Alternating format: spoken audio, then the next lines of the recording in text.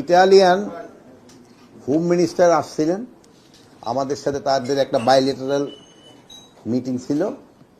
উনি এখন চিফ অ্যাডভাইজারে ওখানে গেছেন।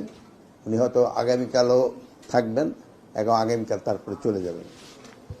তা আপনারা জানেন ইটালিতে কিন্তু আমাদের বাংলাদেশি বহু লোক কাজ করে, মানে অন্যান্য অনেক দেশের জন্য। সৌদি আরবের পরে আমার মনে হয় ইটালির সংখ্যা হয়তো বেশি হবে।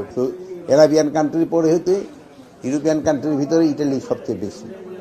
এখানে এই আমরা আজকে আলাপ করেছি আমাদের ভিতরে একটা কোঅপারেশন, আমাদের একটা এইটা কিভাবে আরো বৃদ্ধি করা যায় এই ব্যাপারে আমাদের আলাপ হয়েছে। এবং আমাদের যারা ওখানে কাজ করতেছে তারা যেন প্রপার ভিসা নিয়ে এবং প্রপার চ্যানেলে যায়, এই জন্য তারা বলছেন। যেন আপনারা জানেন যে অনেক সময় অনেকে আছে যে যারা হয়তো সৌদি আরবিয়ার ভিসা নিয়ে গেল বা অন্য লিবিয়ার ভিসা নিয়ে গেল বা অন্য যে কোনো কান্ট্রির ভিসা নিয়ে গেল, তারপর ওখান থেকে আবার ইটালিয়ান ভিসা না দিয়ে চলে যায়।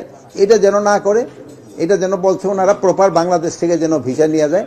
এবং ওনারা আমাদের দেশ থেকে আরো বেশি লোক নিতে আগ্রহী, যেহেতু বলছেন যে বাংলাদেশি লোকরা ওখানে খুব ভালো কাজ করেন।